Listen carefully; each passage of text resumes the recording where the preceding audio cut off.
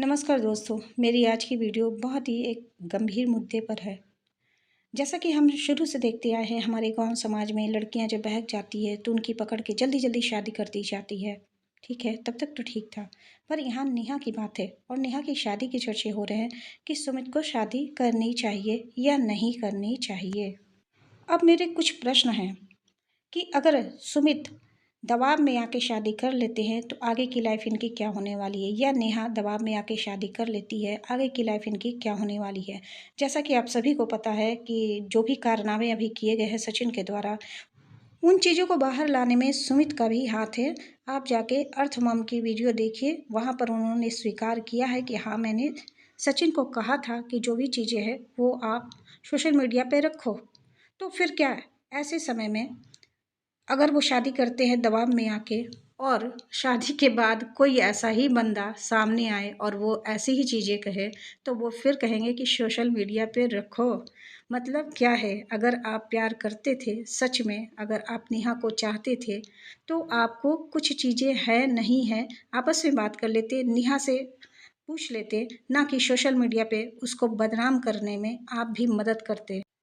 अगर सच में आप साथ निभाना चाहते नेहा का, बिल्कुल सिर्फ नेहा का साथ निभाना चाहते, उसके नाम का नहीं, तो आप तुरंत कहते कि मुझे इन बातों से कोई फ़र्क नहीं पड़ता है, क्योंकि अगले का टारगेट सिर्फ शादी तोड़ना था और शादी आपको करनी थी। तो जब आप ही को कोई फ़र्क नहीं पड़ता तो इतनी हिम्मत किसी की नहीं होती, लेकिन आपने साथ दिया।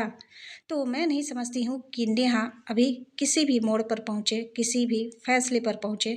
नेहा को बिल्कुल अकेले इस वक्त रहना चाहिए और बहुत गहराई से इन चीज़ों को समझना चाहिए। उसको समझना चाहिए कि कौन अपना है, कौन पराया है, किसने किसने उसके साथ छल किया है। किसी ने प्यार में पागल होके बदला ले लिया और किसी ने दोस्त बनकर भी बदला लिया। कुछ चीज़ों से जब इंसान बचना चाहता है तो वो खुद नहीं करता है, दूसरों से करवा देता है। तो वही चीज़ें सामने आई है। इस तरह से हमारी नज़र में सुमित की छवि भी बहुत अच्छी नहीं बन रही है। हाँ, बहुत सारे लोग उनकी पूजा कर रहे हैं तो करते रहें, और बहुत जगह पे जाके वो रिएक्शन चैनल वालों से कांटेक्ट कर रहे हैं या रिएक्शन चैनल वाले उनसे कांटेक्ट कर रहे हैं। वहाँ पर वो साफ-साफ अपनी छवि बचाते हुए दिख रहे हैं, और साथ ही उन्होंने ये कहा कि मैं माँ को क्या कह के समझाऊँ? तो माँ तो कभी नहीं समझेंगी, ना आपका परिवार इनको स्वीकार करेगा, आप भले स्वीकार कर लें। तो ऐसे में एक ये स्ट्रॉन्ग लेडी जो थी, क्या आपके घर में रह भी पाएँगी? क्या नेहा का और सुमित का ये फैसला सबसे बुरा फैसला नहीं होने वाला है? क्या लगता है लोगों को कि नेहा के जीवन का धुंध कभी नहीं छटेगा? छटेगा और वह अकेले चमकेगी। हमें विश्वास है। कुछ दिनों की दिक्कत है, कुछ दिनों की परेशानी है, कुछ दिनों की हिचक है, फिर वो बाहर निकलेगी और खुद अकेले रह के दिखाएगी। इस समाज के सामने एक आईना भी पेश करेगी। नेहा को समझ लेना चाहिए कि ये जिनके साथ बंधने वाली थीं, वो दिल के कितने नाजुक हैं, उनको कितनी चीज़ों से फ़र्क पड़ता है। और आप सोशल मीडिया पे हैं, कल को कोई और बंदा ऐसी ही कहानी आपके बारे में लेकर आएगा, तब ये आप क्या करेंगी? मैं जानती हूँ वो कहानी झूठी होगी, लेकिन फिर आपके पति ये कहेंगे कि हाँ, चलिए आपकी जो बातें हैं सोशल मीडिया पे रख दीजिए। तो क्या ऐसे इंसान का साथ लेना जीवन में सही है, या फिर अकेले रहना सही है? कोई भी रिश्ता दबाव में या फिर उद्धार करने की नीयत से कि हमने तो उद्धार कर दिया, ऐसे रिश्ते टिकते नहीं हैं बहुत ज़्यादा। तो ये सबसे बड़ी बेवकूफ़ी होगी कि नेहा ये शादी करेंगी, और अभी करेंगी।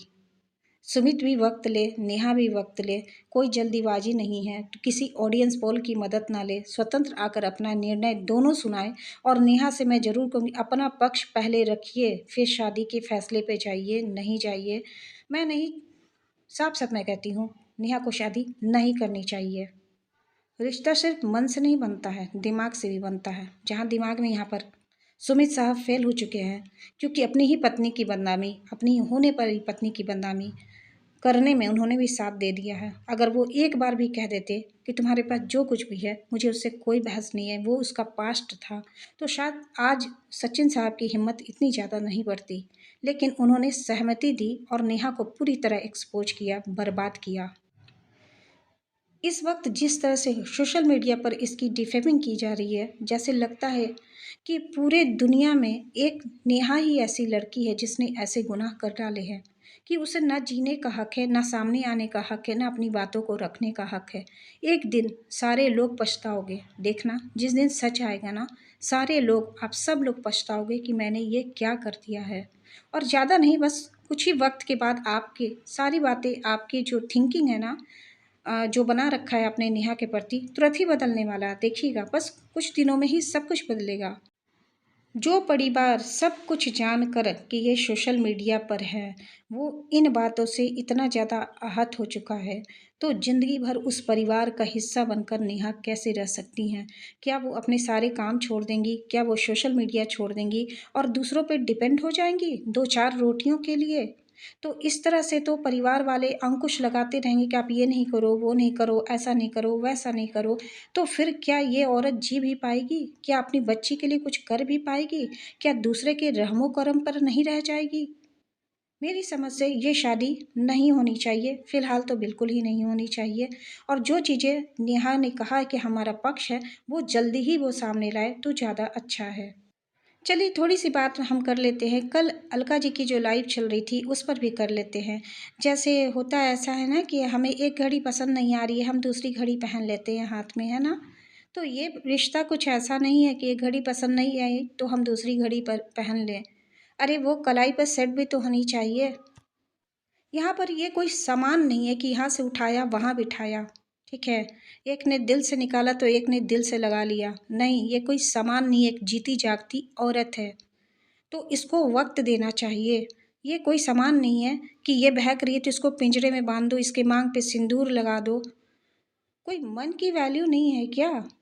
किसी सामान की तरह यहाँ पर लोग बातें कर रहे हैं। मेरे को बातें बुरी लगी, मैंने सोचा था कि मैं भी ज्वाइन करूँ लेकिन कर नहीं पाई मैं। और बुरी लगी इस मामले में लगी कि नेहा का दिल आत्मा भी है, उसकी सेल्फ रिस्पेक्ट भी है। इन सब बातों पर कोई बात नहीं कर रहा था। शादी होनी चाहिए या नहीं होनी चाहिए, इस पर बात हो रही थी। मेरी समझ से नहीं होनी चाहिए। जो बंदा पहले ही डर गया है, वो ज़िंदगी भर क्या साथ निभाएगा? तो सबके डबल चेहरे थे, सबके चेहरे सामने आए हैं। ऐसा नहीं कि सिर्फ नेहा ही दोषी है। बहुत सारे चेहरे हैं जो अभी पर्दे के पीछे हैं, वो धीरे-धीरे सामने आ रहे हैं कि क्या कुछ नेहा के साथ गेम खेला जा रहा था। कहते हैं पुरुष प्रधान देश से, तो ये सच है। आज दोनों ही पुरुष सही हो गए और एक औरत गलत साबित हो गई और अपनी सफाई में वो सामने भी नहीं आ पा रही है। उसको इतना ज़्यादा जलील किया जा रहा है, इतना ज़्यादा गिराया जा रहा है कि वो दोबारा सर न उठा पाए। लेकिन उस बच्ची का क्या दोष है?